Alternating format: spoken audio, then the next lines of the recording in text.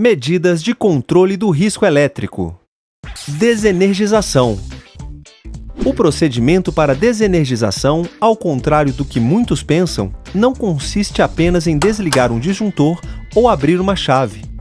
É um processo relativamente complexo que, de acordo com a NR10, deve obedecer à seguinte sequência: seccionamento, impedimento de reenergização, constatação da ausência de tensão, instalação de aterramento temporário com equipotencialização dos condutores dos circuitos, proteção dos elementos energizados existentes na zona controlada, instalação da sinalização de impedimento de reenergização.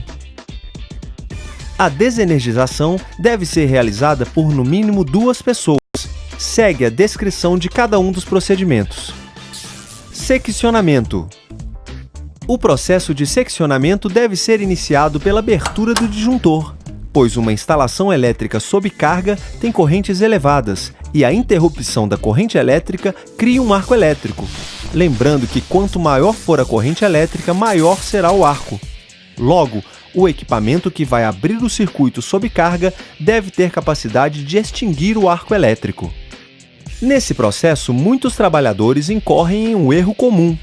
Como todos sabem, se o circuito estiver aberto de forma que seja possível identificar sua abertura visualmente, a segurança conferida ao processo é maior. Por esse motivo, os circuitos contam também com chaves seccionadoras.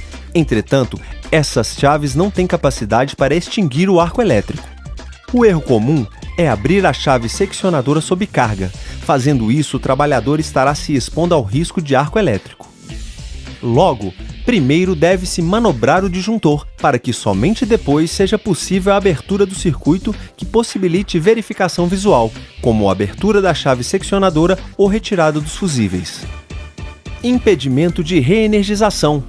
O impedimento de reenergização consiste em formas de impedimento de reenergização acidental do circuito. Para atender a este item, recomenda-se retirar os fusíveis do local, extrair o disjuntor, quando possível, ou mesmo fazer uso de cadeados ou lacre. No caso de chaves seccionadoras de alta tensão, geralmente o impedimento de reenergização é feito através de cadeados, que travam a haste de manobra. Constatação da ausência de tensão. Muitas vezes, a constatação da ausência de tensão é feita através de voltímetros instalados no próprio painel e/ou sinais luminosos. Caso esses não existam ou estejam, a constatação deve ser feita com um voltímetro que esteja com o seletor no nível de tensão adequado. Aterramento temporário. A instalação do aterramento temporário tem o objetivo de fazer com que as partes do circuito aberto estejam em um mesmo potencial elétrico, que neste caso é o potencial da terra. Os procedimentos para a execução do aterramento temporário são: solicitação de autorização formal, evacuação da área, apenas os envolvidos na atividade devem permanecer próximos, delimitação e sinalização de área, verificação de desenergização, inspeção dos dispositivos a serem utilizados no aterramento temporário, ligar o grampo de terra primeiramente à malha de terra e em seguida na outra extremidade, obedecer aos procedimentos específicos de cada empresa. Observação: na rede de distribuição, deve-se trabalhar no mínimo entre 2 aterramentos. Instalação da sinalização de impedimento de energização. Somente depois de todas as etapas descritas anteriormente, a sinalização deve ser colocada no circuito.